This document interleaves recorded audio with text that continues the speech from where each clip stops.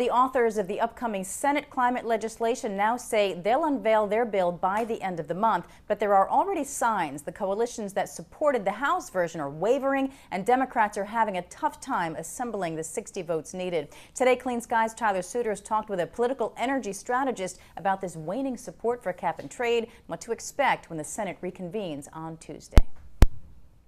With me now is Mike McKenna from MWR Strategies. He was involved in the House climate negotiations. He is involved in the Senate climate negotiations. Mike, good to have you back with us. Good to be back. The bombshell of sorts that dropped earlier this week came in the statement from Boxer and Kerry. Quoting just a portion of it, the Kerry Boxer bill is moving along well.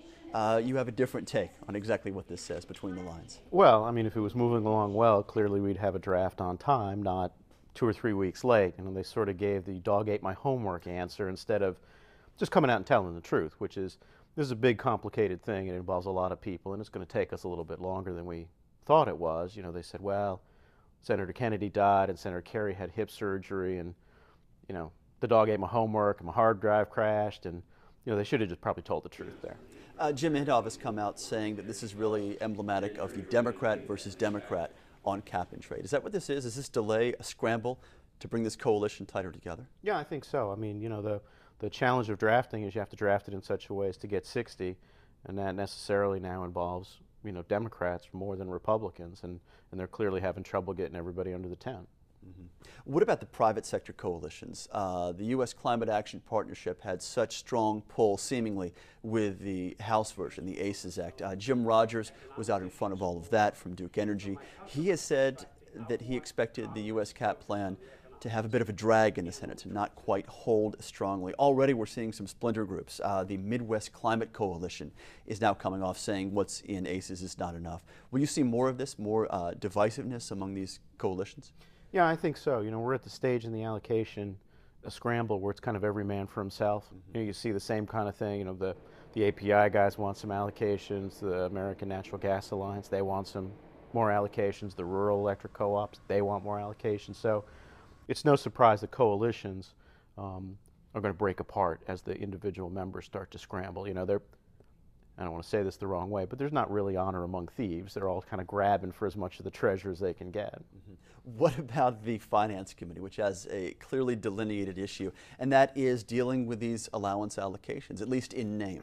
Yeah, you know, Chairman Baucus has a bit of a tricky situation here. You know, he's clearly the front and the face guy now on healthcare, and that's absorbing all of his mind share.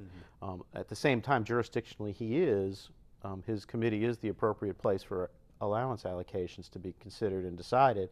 But I think what's going to happen is he's going to sort of try to put a shell in place and then send that over to Senator Boxer as much as possible, because he just doesn't have the time.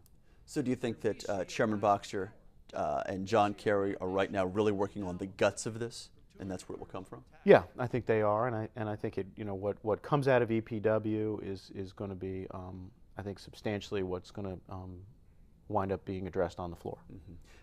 Regarding the scramble for allocations, Mike, we're seeing a similar scenario within the Agriculture Committee in the Senate that we saw in the House. Is Tom Harkin, the chairman, going to raise as much of an issue as Colin Peterson did for ACES, and will it carry as much weight?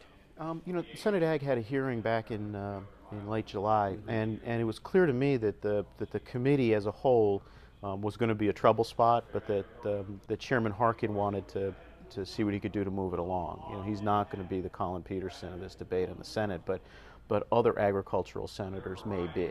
So, you know, Harkin's got to kind of play that a little carefully, mm-hmm. make sure he doesn't get too far away from his own committee. Now, I talked to Tom Vilsack about this after that hearing, Mike, yeah. that he would have jurisdiction over some aspect of this, and that USDA has a big role rather than the EPA in terms of the ag industry and any kind of cap and trade.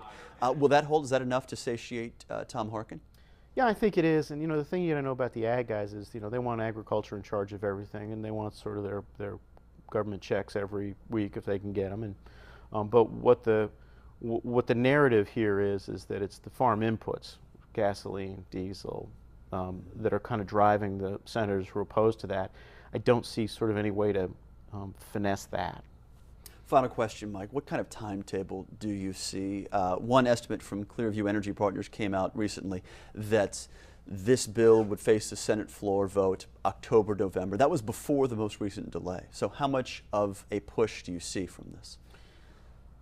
I think probably we're looking at more like November, December, January, because I think healthcare is going to absorb at least... All the way into January. I think so. I think healthcare is going to absorb at least 2 months and maybe 3. And everybody sort of forgets we have appropriations that have to be done in September as well. So September is a very crowded month already. I think healthcare bounces back October, November, and then maybe we get to climate and energy in December and January. And I think the other thing that you got to realize is financial reform is still lurking out there. And then when you ask the White House folks which they would prefer to go first on, financial reform comes back as their answer, not climate. Mike McKenna is with MWR Strategies and stays in close contact with both sides of these climate negotiations. Mike, always good to have you with us. Thank you, Tyler.